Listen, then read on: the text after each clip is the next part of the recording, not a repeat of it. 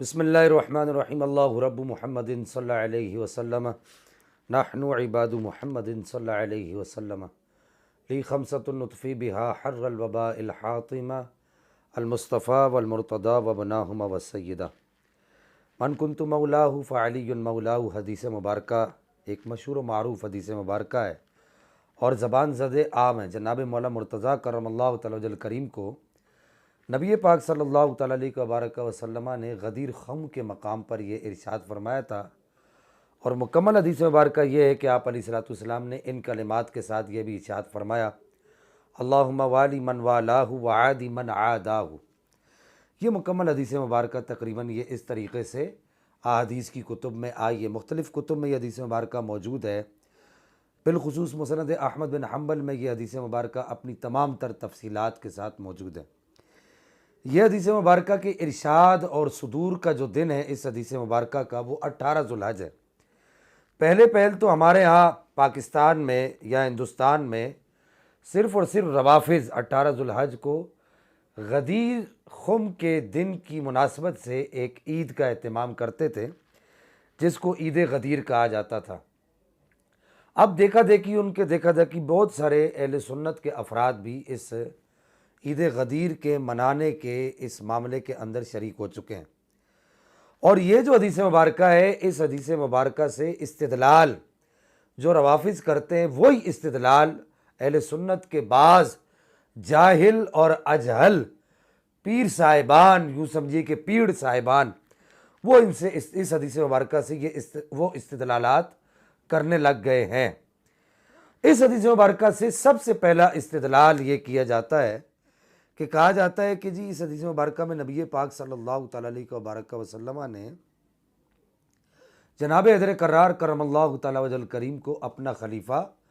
और जानशीन मुकर्रर किया है। मन कुन्तु मौला का माना ये है।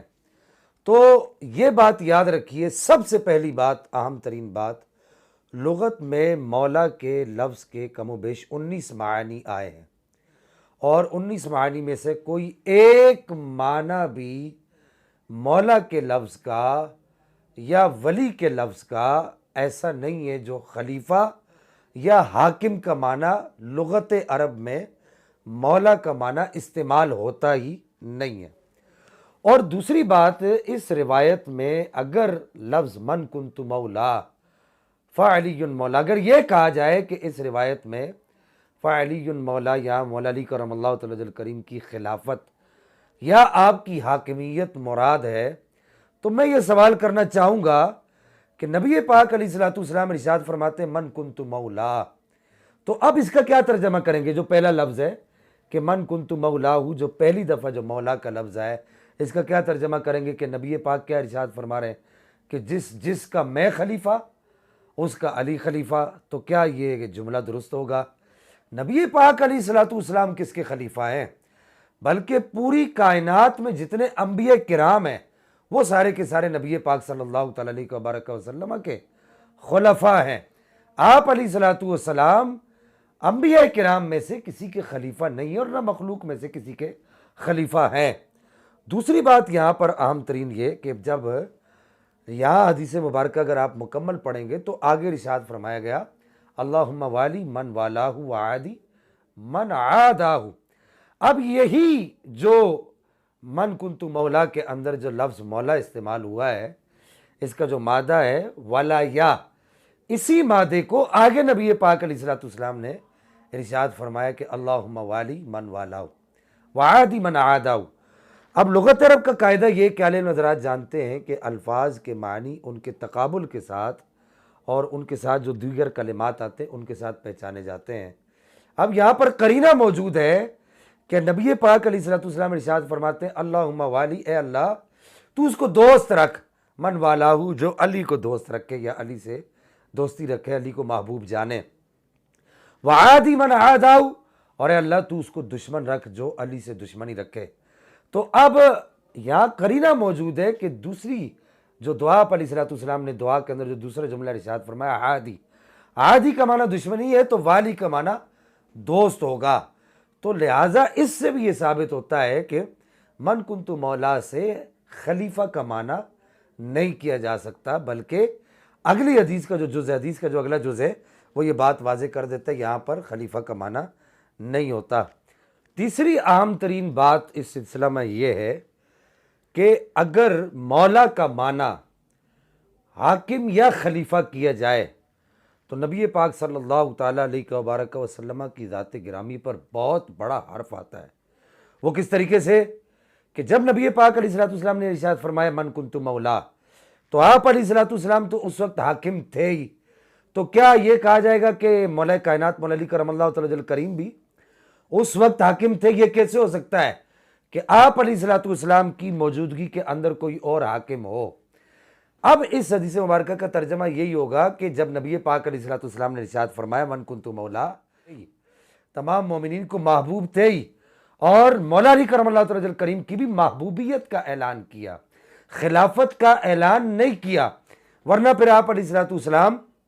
की हाकमियत के साथ किसी और की हाकमियत आएगी, और ये मैं समझता हूँ कि किसी तरीके से भी गवारा नहीं होगा किसी को भी कि नबी पाक अलैहिस्सलाम के साथ किसी और को हाकिम माना जाए।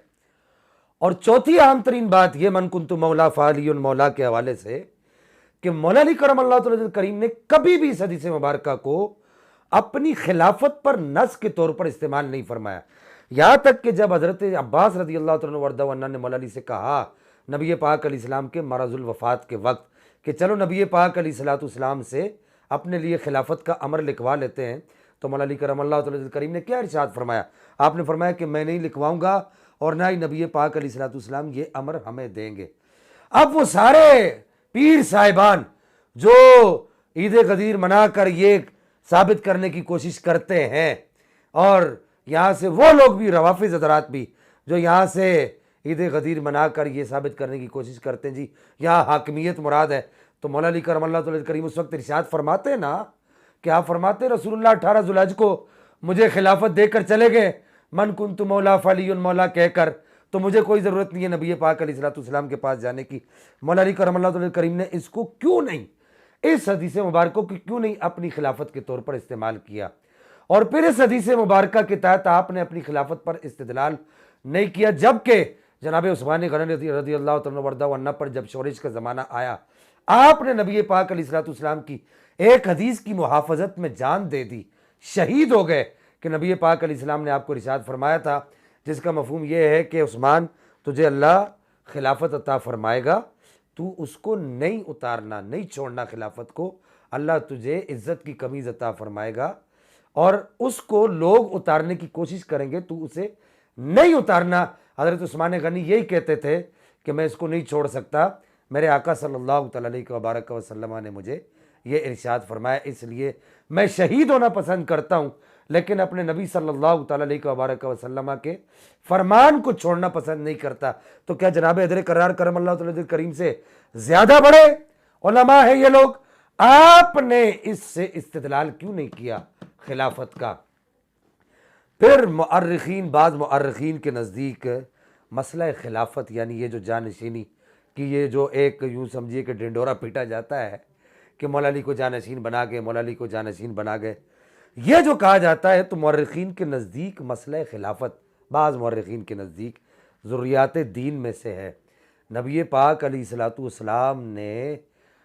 इसका वाज़े तौर पर क्यों नहीं फरमाया? ज़ुर्रियात दीन में तो बिल्कुल सराहत होती है, तो इस तरह तो आप अलैहिस्सलाम की ज़ात गिरामी पर भी हर्फ आता है, और ये किसी भी तरीके से